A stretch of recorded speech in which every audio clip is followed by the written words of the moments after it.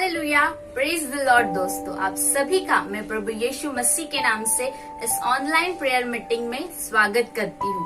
तो दोस्तों, मैं आशा करती हूँ कि हर संडे पास्टर गणेश जो हमें वचन शेयर करते हैं, उन हर एक वचनों को आप मनन कर रहे हो और प्रभु में बने हो। क्यों ना दोस्तों, हम इस समय आगे बढ़ते हैं और हम शुरुआत की प्रार्थना के द्वारा इस सभा का आरंभ करते हैं।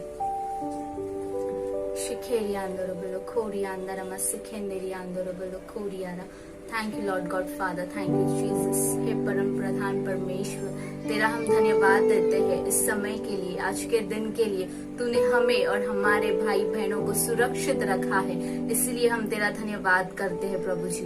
हम प्रार्थना करते पिता परमेश्वर, जैसे हम इस ऑनलाइन सभा में बने रहेंगे, तू हमारे पिता परमेश्वर आत्मिक कानों को खोल दे, ताकि हम तेरी पुकार, तेरी आवाज को सुन सके और तेरे वचनों के अनुसार चल सके। राजा प्रभु जी, हम प्रार्थना करते हर एक इंटरनेट इश्यूज को हम तेरे नाम से निकालते हैं। राजा, तू तेरे वचनों के द्वारा हमसे बातें कर प्रभु जी। आगे के समय का नियंत्रण तू ले प्रभु जी। तुझे हम इस समय धन्यवाद देते हुए प्रार्थना तेरे प्रिय पुत्र यीशु मसीह के नाम से मांगते हैं, आमीन।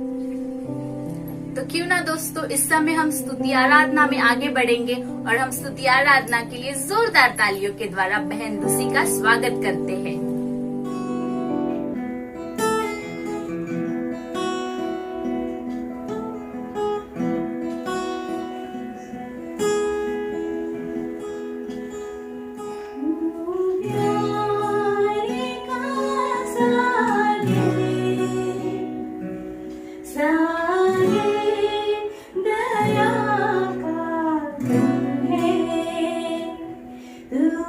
प्यारे का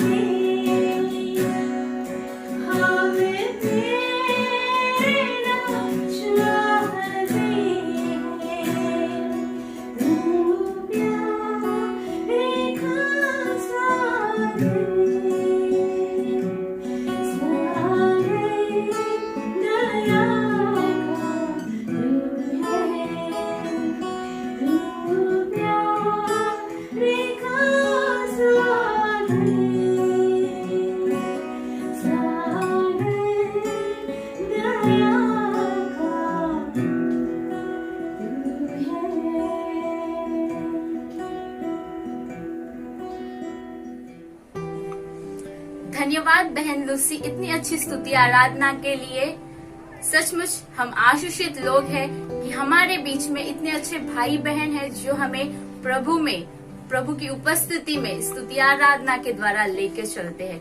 तो दोस्तों, इस समय हम आगे बढ़ते हैं वचन के लिए और हमारे बीच में हम इस समय जोरदार तालियों के द्वारा पास्टर गणेश का स्वागत करते हैं। Hallelujah, praise the Lord. कैसे आप सभी लोग?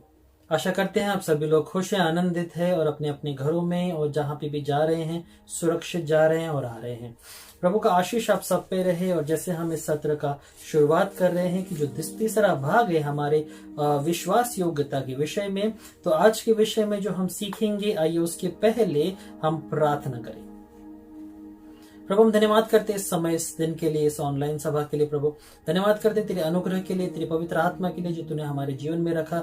हमें परमेश्वर तू स्पर्श करना ताकि हम परमेश्वर तेरे वचन को समझ सके, समझ के परमेश्वर उसे करने वाले भी बने। प्रभु राजा, हर एक जो वचन जो तेरी ओर से आएगा प्रभु राजा, उन सभी चीजों में परमेश्वर हर एक बातें सही रीति से हमें समझे और हम परमेश्वर उन चीजों को समझ के अपने जीवन को परमेश्वर बदलने वाले बने। प्रभु मैं प्रार्थना करता हूँ इस समय हर एक गड़बड़ी को, हर एक जो परमेश्वर ऐसी आलसपन को है या फिर परमेश्वर ऐसी इंटरनेट की प्रॉब्लम है, हर एक चीजों को परमेश्वर शैतान के कार्यों को हम तोड़ते हैं यीशु के नाम से और प्रार्थना करते हैं कि तेरा आशीष बना रहे, तेरा प्रेम बना रहे, तेरा पवित्र आत्मा सदा हमारे संग रहे। इस समय को, इस पल को देने के लिए धन्यवाद करते हुए प्रार्थना यीशु के नाम से करते हैं, आमीन। हालेलुया। तो जैसे हमने पिछले हफ्ते देखा था कि किस तरह से परमेश्वर का आशीष हमारे जीवन में होता है जब हम विश्वास योग्यता में बढ़ते हैं। तो विश्वास योग्यता के विषय में हमने देखा था कि प्रभु हमारे जीवन में अनेक चीजों में विश्वास योग्यता से कार्य करता है। वो विश्वास योग्य है और हमारे जीवन में भी कार्य करेगा और आगे भी करता है। मगर दोस्तों, उन चीजों के बाद, उन चीजों के अलावा भी बहुत सारी ऐसी चीजें हैं जो बहुत चीजें हम समझना चाहिए मगर हम अभी तक समझते नहीं हैं। और वही चीजों के एक बात है, वो ये थी कि हम परमेश्वर के संग विश्वास योग्य बने रहे सबसे पहले। फिर हमने ये देखा कि किस तरह से हम वो कर सकते हैं। सबसे पहले शांत रहे, कि हम बहुत ज्यादा चीजों में बहुत अननेसेसरीली चीजों को बोलते हैं और वहां पर हम ये देखते हैं कि किस तरह से हम चीजों को गड़बड़ाई में लेके आते हैं या फिर हम उन चीजों को ऐसे गड़बड़ मचा देते हैं। मगर परमेश्वर कहता है कि शांत रहो। अगर हम ज्यादा नहीं बोलेंगे तो वहां पे झगड़े नहीं होंगे। हाँ बोलो, शांत रहो, ना बोलो, शांत रहो। और वहां पर ज्यादा अनबन करने से दुख होगा और झगड़े होंगे और अननेसेसरली प्रॉब्लम होगा। और वहीं पर हमें ये देखना है और ये समझना है कि परमेश्वर हमारे जीवन में क्या करना चाहता है, कौन सी बातें लाना चाहता है। जैसे कि परमेश्वर कहता है कि प्रभु के विषय में कभी पाप मत करो, क्योंकि जब हम पाप करते हैं वहां पे हम विश्वास योग्य है ये ठहरता नहीं है। वो तभी ठहरेगा कि जब हम किसी भी चीजों में प्रभु के खिलाफ पाप नहीं करेंगे। तो किसी भी मामले में पाप मत कीजिए। फिर हम देखते हैं कि प्रभु के वचन में बने रहे।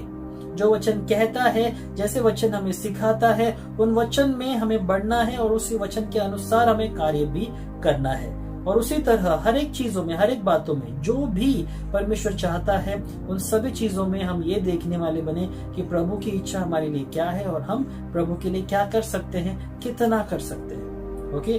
और उसी की तरह कि प्रभु परमेश्वर पे जो हमारा भरोसा है, वो जो प्रभु ने हम पे भरोसा रखा है वो ना टूटे, और हमारा प्रभु पे जो भरोसा है वो कभी भी ना छूटे, कभी भी कम ना हो।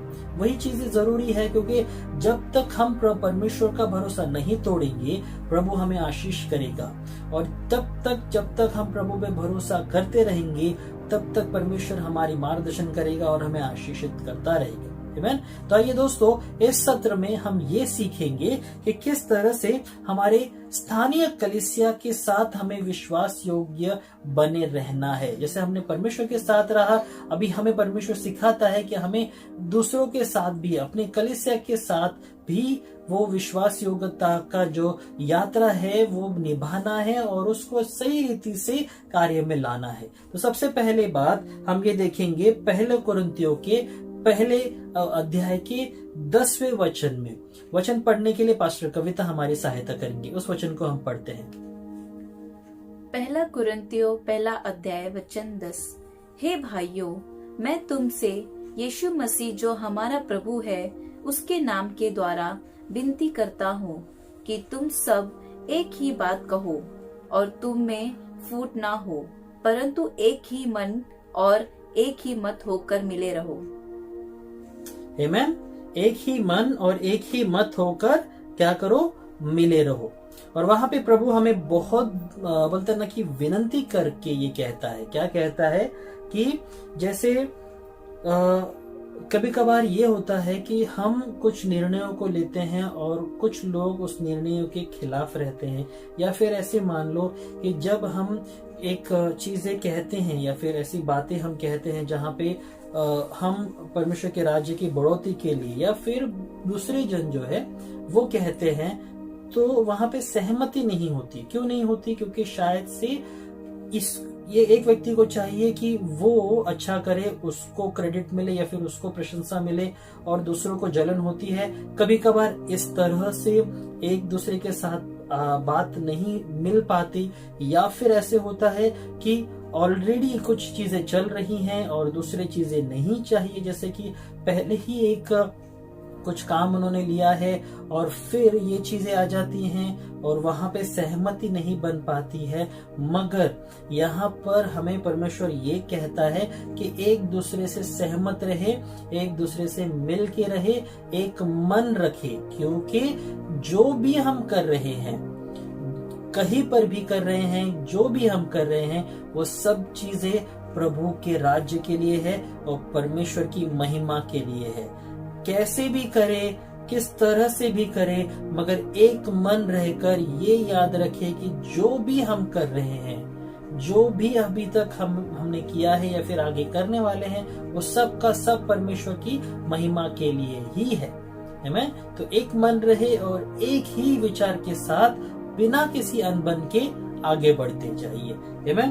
फिर दूसरी बात हम देखते हैं कि हमारे जो अगुवे हैं हमें उनका आदर करना है, बहुत जरूरी है। इब्रानियों के 13 के 7 में हम इसे पढ़ते हैं। इब्रानियों 13 अध्याय वचन 7। जो तुम्हारे अगुवे थे और जिन्होंने तुम्हें परमेश्वर का वचन सुनाया है, उन्हें स्मरण रखो और ध्यान से उनके चाल चलन का अंत देखकर उनके विश्वास का अनुकरण करो। हालेलुया। आमीन। जिन्होंने तुम्हें क्या किया है, सिखाया है। अभी जो लोगों ने, जो व्यक्ति ने, जिन्होंने तुम्हें सिखाया है, जिन्होंने समझाया है, तुम्हें इतना अच्छा बनाया है, उनका आदर करो।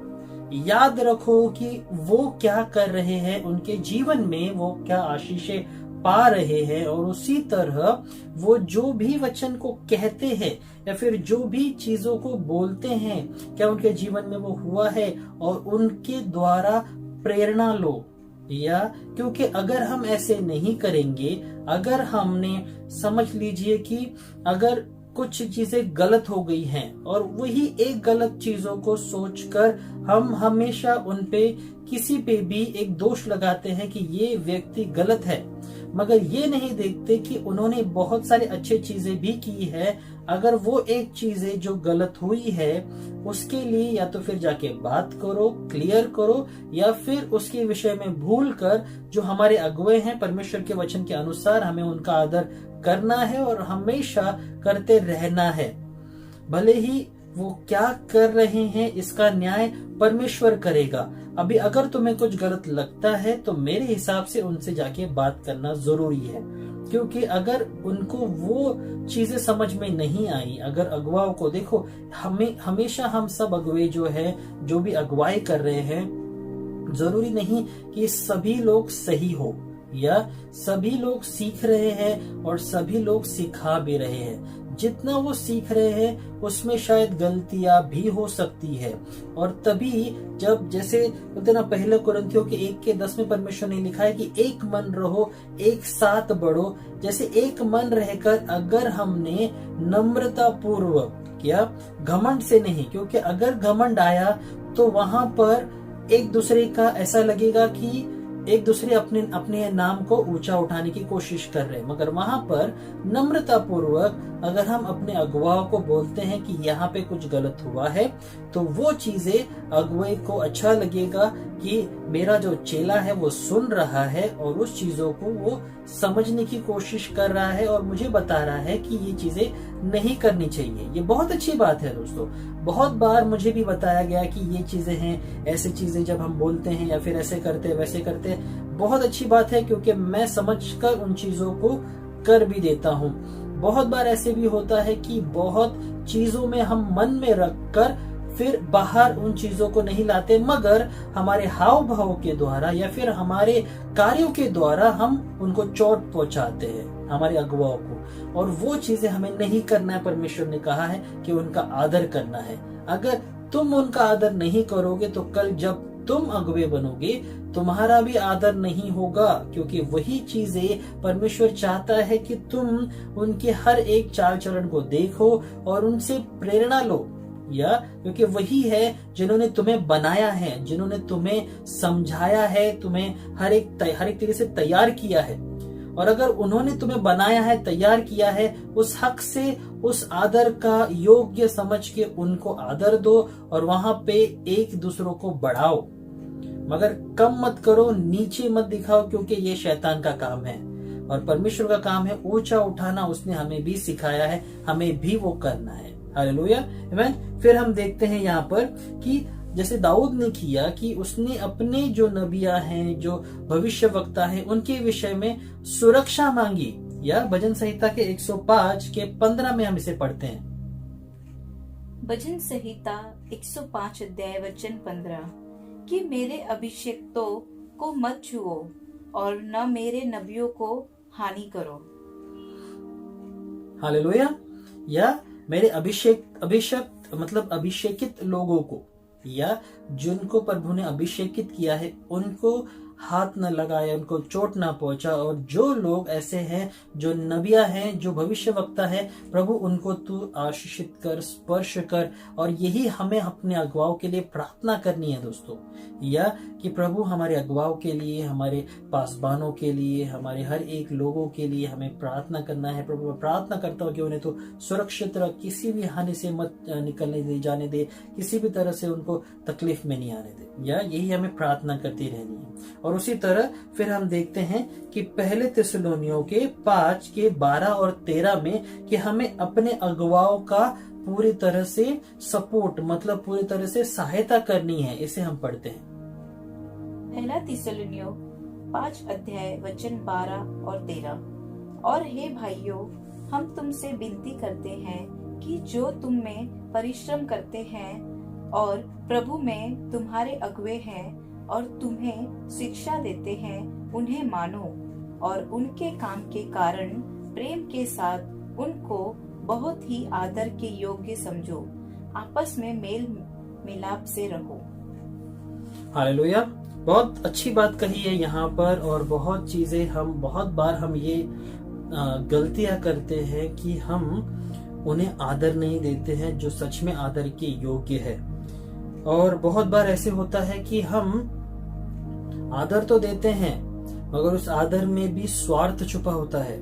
या जैसे कि अभी परमेश्वर ने यहाँ पे कहा है मेरे भाइयों तुमसे विनती करता हूँ। प्रभु बोलता है ना कि यहाँ पे ऐसे समझ लो कि वो विनती कर रहा है कि जो तुम में परिश्रम करते हैं, ओके, जो तुम में परिश्रम करते हैं, मतलब जो तुम्हारे ऊपर इतना मेहनत किया है जिन्होंने, फिर और प्रभु में तुम्हें अगुवे हैं, प्रभु में जो तुम्हारे अगुवे हैं, ओके, और तुम्हें शिक्षा देते हैं उन्हें मानो, ओके, जो शिक्षा देते हैं मतलब जो सिखाते हैं उन्हें मानो, और फिर और उनके काम के कारण प्रेम के साथ उनको बहुत ही आदर के योग्य समझो, ओके, बहुत ही आदर के योग्य समझो। मगर हम क्या करते हैं, हम कभी कभार अपने में या फिर अपने काम में या फिर अपने मस्ती मजाक में इतने व्यस्त हो जाते हैं कि हमारा जो अगुवा है वो बाजू में रह जाता है और हम अपने मस्ती में लगे रहते हैं। ये गलत है। यही चीजों के द्वारा ही हमें शायद से न्याय किया जाएगा, मगर वहां पर परमेश्वर हमें यही सिखाता है कि हमें कभी भी हमारे अगुवाओं का अनादर नहीं करना है दोस्तों, क्योंकि जब हमारे अगुवे ने इतना मेहनत किया है वहां उसका जो योग्य उसका आदर है या सम्मान है वो कभी भी नीचे नहीं गिरकर वो हमेशा ऊंचा उठना चाहिए और आगे बढ़ना चाहिए। या तो वहां पर किसी भी तरह से कोई भी ऐसे चीजों में हमें पड़ना नहीं है जिसकी वजह से कोई भी परेशानी हमारे अगुवे को हो और उसके द्वारा हमें आशीषित होना ही चाहिए या फिर हमारे द्वारा उनको आशीष मिलना चाहिए, मगर उन्हें कभी भी निराश या फिर बोलते ना कभी भी ऐसे लज्जित ना होने दे या गिराना नहीं है, और उसी तरह उन्हें ऊंचा उठाना है, उनको आदर करना है, क्योंकि अगर आप करोगे तो आपका भी आदर होगा। अगर आप अगुवे नहीं भी बने तो भी आपका आदर होगा, क्योंकि आपने आदर करना सीखा है और आपने आदर किया है। या फिर हम देखते हैं यहाँ पे कि क्यों हम ये करते हैं, क्यों ये बोलते ना आदर देते हैं। पहले तिमुथियों के 5 के 17 और 18 में हम पढ़ते हैं इसे। पहला तिमुथियुस 5 अध्याय वचन 17 और 18। जो प्राचीन अच्छा प्रबंध करते हैं, विशेष करके वे जो वचन सुनाने और सिखाने में परिश्रम करते हैं, 2 गुने आदर के योग्य समझे जाए, क्योंकि पवित्र शास्त्र कहता है कि दावने वाला बैल का मुंह ना बांधना, क्योंकि मजदूर अपनी मजदूरी का हकदार है। हालेलुया। मजदूर अपनी मजदूरी का हकदार है। ओके, अगर ऐसे समझेंगे कि हम जिस कलीसिया में जाते हैं अगर उस अगुवाओं का आदर नहीं करें जो हमें प्रचार करता है, जिसने हमें बनाया है, जिसने हमें सिखाया है, तैयार किया है, मगर हम आदर किसी और को अगर देंगे, देखिए आदर सभी को देना है, मगर जो जिसका योग्य है उन्हें हमें जरूर देना है। मगर हम क्या करते हैं, हम उन्हें छोड़ बाकी सबको दे देते हैं और फिर दूसरों की नजर में तो तुम बन गए, मगर क्या प्रभु वो देख रहा है? क्या हम भूल जाते हैं ये चीजों को? परमेश्वर देख रहा है कि क्या हो रहा है और वही चीजें प्रभु को अच्छा नहीं लगता है, और हमें ये समझना है कि वहां पे तेरी आशीष उनके जीवन में कार्य करे और वो आशीष का कारण ही हम बने, ये हमें पूरी तरह से कार्य में लाना है। मगर हमें कभी कभार दिक्कतें होती हैं, कभी कभार समस्या आती है। अभी हमें यह समझना है कि हमें इसको किस तरह से आगे बढ़ाना है, समझदारी से कार्य करना है, क्योंकि जब तक ऐसे चीजें चलती रहेंगी तो ऐसे होगा कि लोग समझेंगे कि चलता है, और यही चीजों की वजह से ना हम बढ़ पाएंगे, ना हम अगुवाओं को मौका देंगे कि वो हमें बढ़ाए। फिर हम भी वहीं पर रहेंगे, हमारे अगुवे भी वहीं पर रहेंगे और हमारी कलीसिया भी वहीं पर रहेगी। अगर हमें बढ़ना है तो हमें उन चीजों को समझ के चलना है। अगुवा पूरी कोशिश कर रहे हैं आपके कि आपको बढ़ाए, आपको तैयार करे और आपको और ऊंचाई के स्तर पे लेके जाए, मगर परमेश्वर आपके जीवन में कार्य करेगा तभी जब आप परमेश्वर के वचन के अनुसार करोगे। आमीन। तो आइए समय हम लोग समाप्त करें, मगर समाप्ति से पहले कि परमेश्वर की बोलते हैं ना कि विश्वास योग्यता उसी में है जब हम अपने अगुवाओं के योग्यता मतलब विश्वास की योग्य बने रहे। उसी तरह कि जैसे परमेश्वर ने सिखाया है हम वैसे ही बने रहे और आशीषित हो। हालेलुया। तो आइए हम प्रार्थना के द्वारा अंत करें। प्रभु हम धन्यवाद करते इस समय तेरी आशीष को, तेरे प्रेम और पवित्र आत्मा को जो तूने हमारे जीवन में रखा है। प्रभु प्रार्थना करते हैं और विश्वास करते हैं कि कभी भी हम परमेश्वर ऐसे न बने कि हम परमेश्वर बिना आदर किए अपने अगुवाओं के परमेश्वर यहाँ से जाए, या फिर परमेश्वर कहीं पर भी हम परमेश्वर रहे वहां पे हम अपने अगुवाओं का आदर न करें, ऐसा न हो। पर हम प्रार्थना करते हैं और विनती करते हैं कि प्रभु तू कार्य करना ताकि हम अपने अगुवाओं का आदर करें, सही सम्मान दे, सही रीति से उनके जीवन में परमेश्वर आगे बढ़कर प्रभु तेरी पवित्र आत्मा हमारे जीवन में कार्य करने वाली बने। प्रभु मैं प्रार्थना करता हूँ राजा और मांगता हूँ इस समय कि तेरी आशीष हम सब पर बनी रहे, हमें सब पर तो सुरक्षा बनाए रखना प्रभु। जहाँ भी हम जाते हैं, जो भी काम हम करते हैं, जैसे भी हम आगे बढ़ रहे हैं, वहां पे तेरी आशीष को हम देखे, तेरी पवित्र आत्मा को हम देखे। इस समय को, इस पल को हम तेरे हाथ में रखते हैं और कहते हैं प्रभु कि तू कार्य करना, तू स्पर्श करना है। समय को, इस पल को देने के लिए धन्यवाद करते हुए विश्वास के द्वारा हम परमेश्वर अंगीकार करते हैं कि जो हमने सीखा है हम उसे करेंगे और परमेश्वर तू हमें आगे बढ़ाएगा राजा। इस समय को, इस पल को, इस ऑनलाइन सभा को देने के लिए धन्यवाद करते हुए प्रार्थना यीशु के नाम से करते हैं। आमीन। आमीन। हालेलुया। तो परमेश्वर आपको आशीष करे। जैसे हमने सीखा है हमारे अगुवाओं का, हमारे जो पासबान हैं, हमारे कलीसिया के लोगों का, सभी का आदर करना है और विश्वास योग्य बने रहना है उनके प्रति। जैसे परमेश्वर के प्रति बने वैसे हम हमारे अपने कलीसिया के अगुवाओं के प्रति और लोगों के प्रति भी बने रहे। प्रभु आपको आशीष करे। हम अगले हफ्ते समय मिलेंगे। धन्यवाद।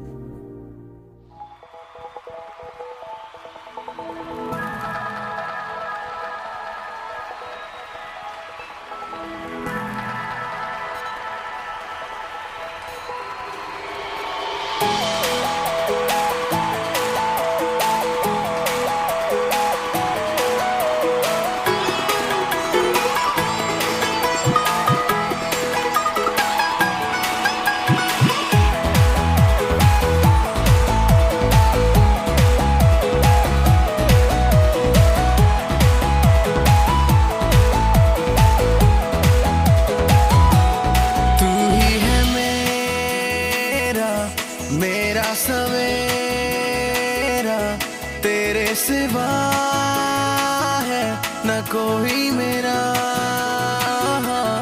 तू ही है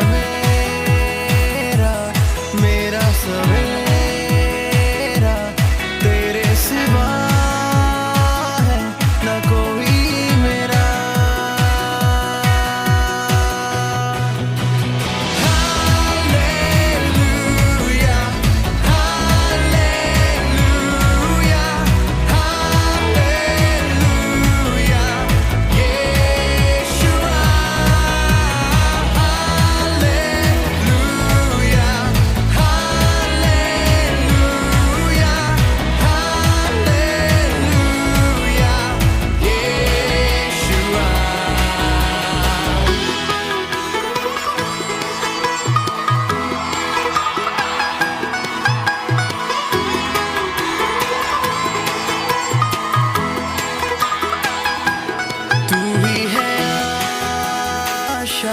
मेरा भरोसा तू ही